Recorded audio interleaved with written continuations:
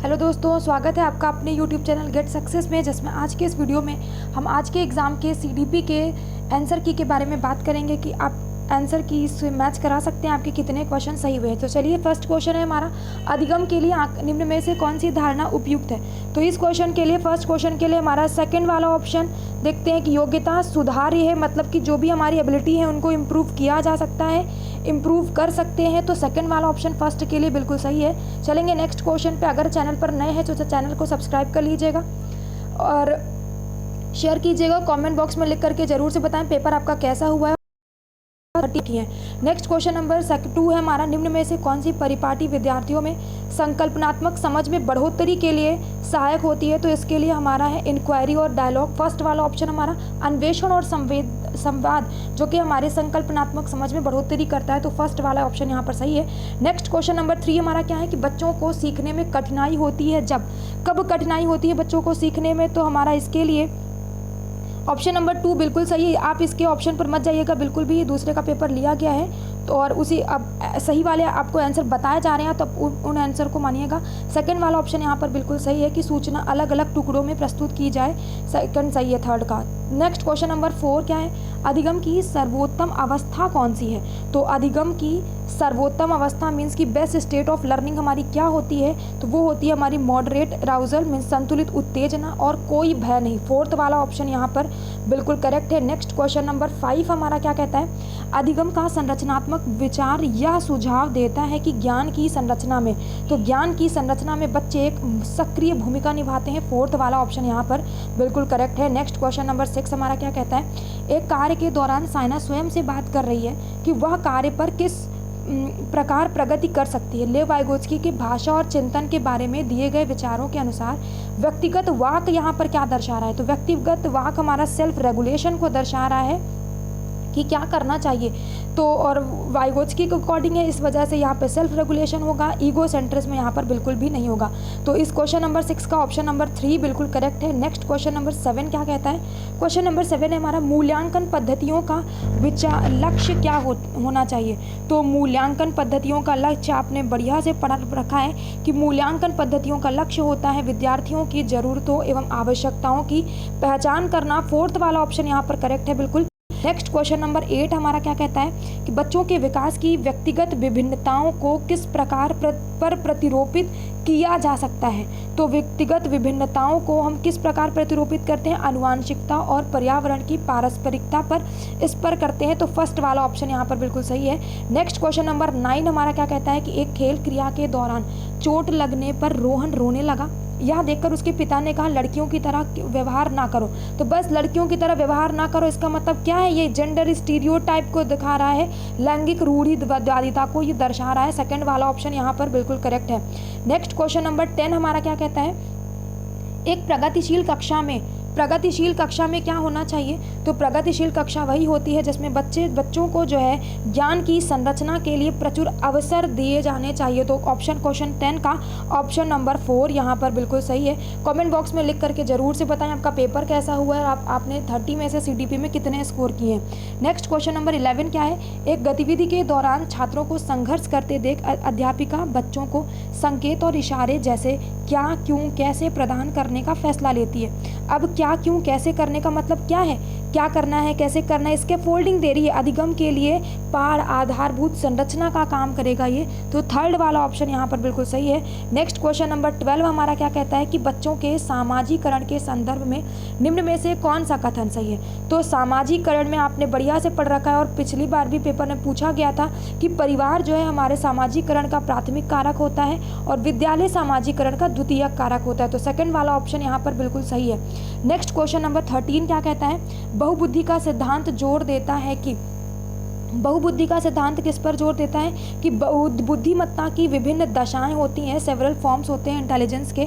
तो फोर्थ वाला ऑप्शन हमारा बिल्कुल सही है। नेक्स्ट क्वेश्चन नंबर 14 क्या है कि लॉरेंस कोहलबर्ग के सिद्धांत के अनुसार किसी कार्य को इसलिए करना क्योंकि दूसरे इसे स्वीकृत दे देंगे। नैतिक विकास की ये कौन सी चरण में आती है। तो कोहलबर्ग के नैतिक विकास की ये सेकंड वाली स्टेज कन्वेंशनल स्टेज में आती है, प्रथागत में आती है, जिसमें कि समाज को लेकर के वो देखता है कि ताकि समाज भी संतुष्ट रहे, समाज किसको इंपॉर्टेंस देता है। तो क्वेश्चन नंबर 14 का थर्ड वाला ऑप्शन सही था। ये था आपका सेट एल, आप इसके आंसर मैच करा सकते हैं। अगर इसके अलावा भी कोई सेट है तो आप इस सीक्वेंस देख करके आप अपने आंसर को मैच करा सकते हैं। नेक्स्ट क्वेश्चन नंबर 15 हमारा क्या कहता है। क्वेश्चन नंबर 15 है कि विकास के संदर्भ में निम्न में से कौन सा कथन सही है। तो विकास के संदर्भ में हमारा कौन सा कथन सही है। तो विकास जो है हमारा कैसा होता है, विकास हमारा बहुआयामी है, मल्टी डायमेंशनल है।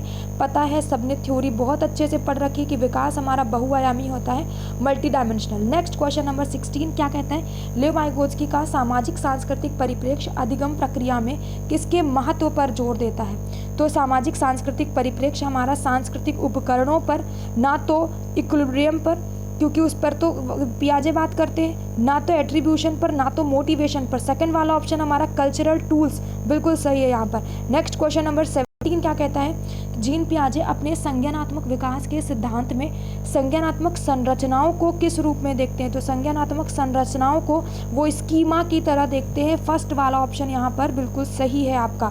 नेक्स्ट क्वेश्चन नंबर 18 क्या कहता है, 18 क्वेश्चन नंबर है, जीन पियाजे के संज्ञानात्मक विकास के सिद्धांत में पूर्व संक्रियात्मक अवस्था में विकास का मुख्य गुण क्या होता है।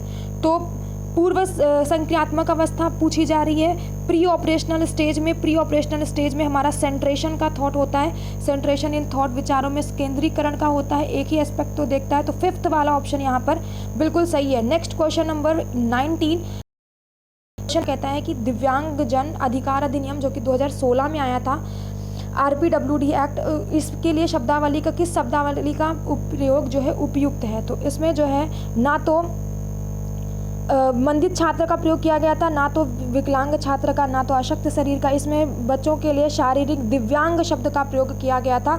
ये बिल्कुल सही है, फोर्थ वाला ऑप्शन। नेक्स्ट क्वेश्चन नंबर 20 हमारा क्या कहता है, जन्म से किशोरावस्था तक बच्चों में विकास किस क्रम में होता है। तो जन्म से किशोरावस्था तक बच्चों में विकास पहले सेंसरी होता है, देन कॉन्क्रीट, देन ऑब्स्ट्रैक्ट। तो सेकंड वाला ऑप्शन यहाँ पर बिल्कुल सही है। आप सभी लोग आराम से इसको मैच करवा लीजिएगा और कमेंट बॉक्स में लिख करके ज़रूर से बताएं आपके कितने क्वेश्चन इसमें से सही हुए हैं। पेपर तो बहुत ही आसान था, उसके बाद आप लोग फीडबैक बता सकते हैं। एक प्रगतिशील कक्षा में व्यक्तिगत विभिन्नताओं को किस प्रकार देखा जाना चाहिए।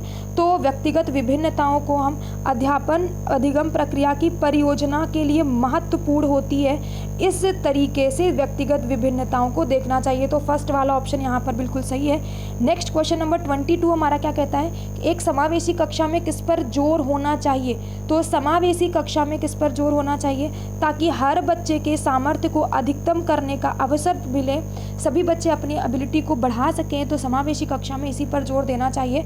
तो बिल्कुल सही है ये। नेक्स्ट क्वेश्चन नंबर 23 हमारा क्या कहता है, क्वेश्चन नंबर 23, पेपर बहुत ही आसान था, अच्छा पेपर था। आई होप आप सभी का पेपर अच्छा हुआ हो। नेक्स्ट क्वेश्चन नंबर 23, समस्या समाधान क्षमताओं को किस प्रकार सुसाध्य किया जा सकता है। तो समस्या समाधान की क्षमताओं को किस प्रकार सुसाध्य कर सकते हैं, समरूपों के इस्तेमाल को बढ़ावा दे करके, इनकरेजिंग यूज ऑफ एनालॉजीज, इनको बढ़ावा देंगे तो हम प्रॉब्लम सॉल्विंग एबिलिटी को अच्छे से कर सकते हैं। फोर्थ वाला ऑप्शन क्वेश्चन नंबर 23 के लिए बिल्कुल सही है। आप इस पर जो भी टिक देख रहे हैं वो टिक आप बिल्कुल मत मानिएगा, वो जिसका भी पेपर है उसके अकॉर्डिंग है, ठीक है। तो अभी जो ऑप्शन बताए जा रहे हैं वो ऑप्शन आपके करेक्ट है। नेक्स्ट क्वेश्चन नंबर 24, अधिगम कठिनाइयों से जूझते बच्चों छात्रों को की ज़रूरतों को संबोधित करने के लिए एक अध्यापक को क्या नहीं करना चाहिए। तो क्या नहीं करना चाहिए, क्वेश्चन नंबर 1 ऑप्शन नंबर 1 इसका बिल्कुल सही होगा कि शिक्षा शास्त्र और आकलन की जटिल संरचनाओं का प्रयोग करना चाहिए, ताकि बच्चों जो भी कठिनाइयों को जूझते हैं। तो इसमें निगेटिव पूछा गया था, आप इस बात का बिल्कुल ध्यान रखने, तो ये वाला हमारा बिल्कुल निगेटिव हो जाएगा, तो इस पर नहीं। इसके अलावा हमें दृश्य साविधियों का प्रयोग करना चाहिए, संरचनात्मक शिक्षा शास्त्रीय उपागम का, व्यक्तिगत शैक्षिक योजना का। फर्स्ट वाला ऑप्शन यहाँ पर बिल्कुल सही हो जाएगा क्योंकि यहाँ पर निगेटिव पूछा गया। नेक्स्ट क्वेश्चन नंबर 25, सृजनात्मकता की पहचान का प्रमुख लक्षण क्या होता है। तो सृजनात्मकता की पहचान का प्रमुख लक्षण है अपसारी चिंतन, डाइवर्जेंट थिंकिंग। थर्ड वाला ऑप्शन बिल्कुल करेक्ट है। नेक्स्ट क्वेश्चन नंबर 26, विविध पृष्ठभूमियों के अधिगमकर्ताओं को संबोधित करने के लिए एक अध्यापक को क्या करना चाहिए। तो एक अध्यापक विविध विन्यासों से उदाहरण लेने चाहिए। थर्ड वाला ऑप्शन यहाँ पर बिल्कुल सही है। नेक्स्ट क्वेश्चन नंबर 27, एक अध्यापिका को दिए गए किसी कार्यकलाप में छात्रों की विभिन्न त्रुटियों का विश्लेषण करना चाहिए, क्यों करना चाहिए? ताकि त्रुटियों की समझ अध्यापन अधिगम प्रक्रिया के लिए अर्थपूर्ण होती हैं। थर्ड वाला ऑप्शन यहाँ पर बिल्कुल सही है। नेक्स्ट क्वेश्चन नंबर 28, अधिगम की अभिप्रेरणा को किस प्रकार कायम रखा जा सकता है? तो अधिगम की अभिप्रेरणा को फोकस करके मतलब कि प्रवीणता अभिमुखी लक्ष्यों पर जोर दे करके हम जो है अधिगम की अभिप्रेरणा को कायम रख सकते हैं। नेक्स्ट क्वेश्चन नंबर 29, शर्मिंदगी का क्या मतलब है? तो शर्मिंदगी जो है हमारे संज्ञान पर एक नकारात्मक प्रभाव डालती है। तो थर्ड वाला ऑप्शन यहाँ पर बिल्कुल सही है। नेक्स्ट क्वेश्चन नंबर 30, और ये रहा लास्ट क्वेश्चन आपकी CDP का। आगे के नेक्स्ट वीडियो पे हम डिस्कस करेंगे EVS के आपके आंसर की से, और मैथ्स के, हिंदी के, संस्कृत के, तो ये सारी चीज़ें डिस्कस की जाएंगी। आप वीडियो के साथ बने रहिए और बताइए कि कमेंट बॉक्स में लिख करके कि आपके कितने मार्क्स सही हुए, कैसा लगा ये वीडियो। निम्न में से अध्यापन अधिगम का सबसे प्रभावशाली माध्यम कौन सा है? तो सबसे प्रभावशाली माध्यम है यहाँ पर संकल्पनाओं के बीच संबंध को खोजना। थर्ड वाला ऑप्शन यहाँ पर बिल्कुल सही होता है। तो ये होता है आपका CDP का पेपर कंप्लीट। ये था पेपर 1 आज का। आई होप आप सभी का बहुत अच्छा स्कोर करें, 30 आउट ऑफ 30 स्कोर करें। कमेंट बॉक्स में लिख करके जरूर से बताएं कि कैसा हुआ आपका एग्जाम और आपने 30 में से कितने स्कोर किए। Okay, thank you so much, bye bye, take care.